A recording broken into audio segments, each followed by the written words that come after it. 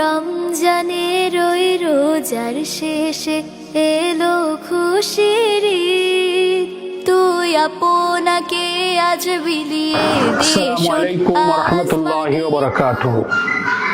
আলহামদুলিল্লাহি রাব্বিল আলামিন, আসসালাতু ওয়াসসালামু আলা সাইয়্যিদিল মুরসালিন ওয়া আলা আলিহি ওয়া সাহাবিহি আজমাইন। ঈদ মুবারক, ঈদ মুবারক, ঈদ মুবারক। তাকাব্বালাল্লাহু মিন্না ওয়া মিনকুম। সম্মানিত দেশবাসী ভাই ও বোনেরা, পবিত্র ঈদ উল ফিতরের জন্য আপনাদেরকে আমি জানাচ্ছি আন্তরিক শুভেচ্ছা এবং অভিনন্দন। আমাদের প্রিয় জন্মভূমি বাংলাদেশে বছর ঘুরে এবারও আমাদের ভাগ্যে রহমত, মাগফিরাত এবং নাজাতের নিয়ামতে ভরা সিয়াম আমরা আবার লাভ করেছি।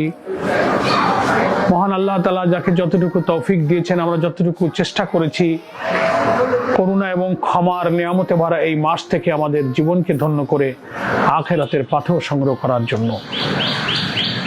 সম্মানিত ভাই ও বোনেরা, মাহে রমজানের শেষে আমরা যখন আকাশে শাওয়ালের চাঁদ দেখতে পাচ্ছি, তখন ঈদের আনন্দে আমাদের হৃদয় মন যেমন সিক্ত, তেমনি তাকওয়ার গুণে আমরা কে কতটা রোজা থেকে গুণান্বিত হতে পারলাম।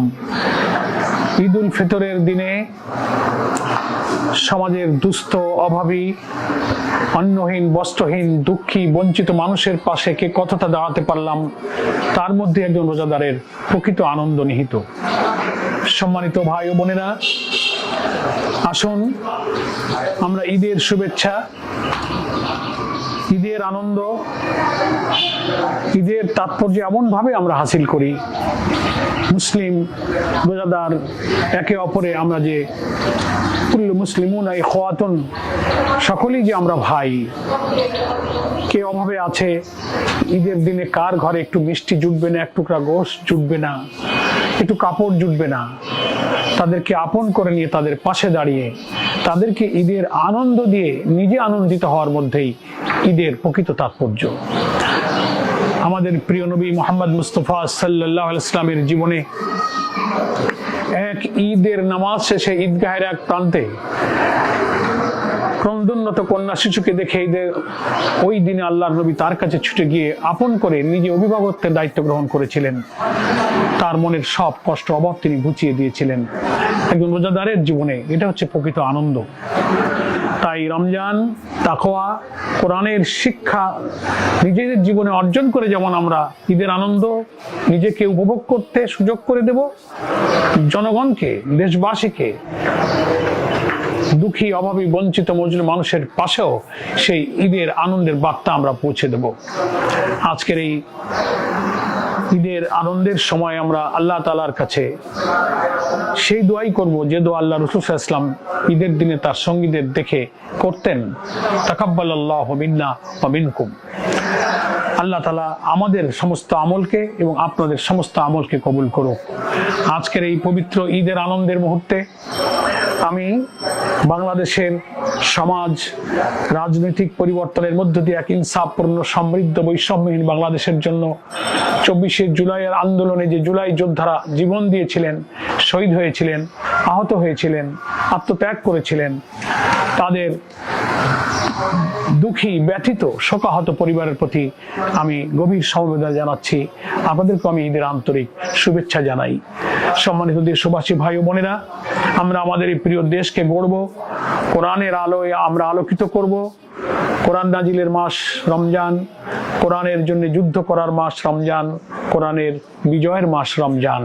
আমরা কোরআন পড়ব, কোরআন বুঝব, কোরআন দিয়ে জীবন গড়ব, সমাজ গড়ব।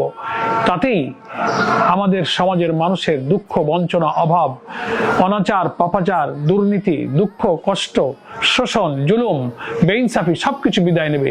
এটি হচ্ছে কিন্তু ঈদের প্রকৃত শিক্ষা এবং তাৎপর্য।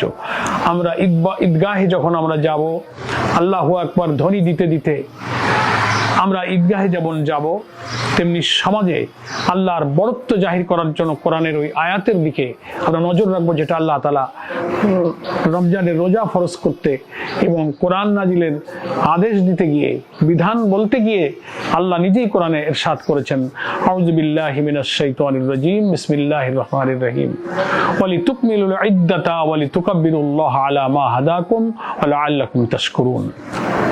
আল্লাহ পাক এখানে বলছেন যে তোমরা রোজার সংখ্যা পূরণ করো এবং আল্লাহর তাকাব্বুরি, আল্লাহর শ্রেষ্ঠত্ব, আল্লাহর বড়ত্ব প্রকাশ করো, বড়ত্বকে প্রতিষ্ঠিত করো।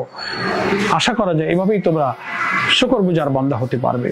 সম্মানিত ভাই ও বোনেরা, আল্লাহর বড়ত্বই হচ্ছে কোরআনকে বিজয়ী করার মধ্য দিয়ে, কোরআনের বিধান মানার মধ্য দিয়ে, আল্লাহকে রব মানার মধ্যেই হচ্ছে আল্লাহর বড়ত্ব।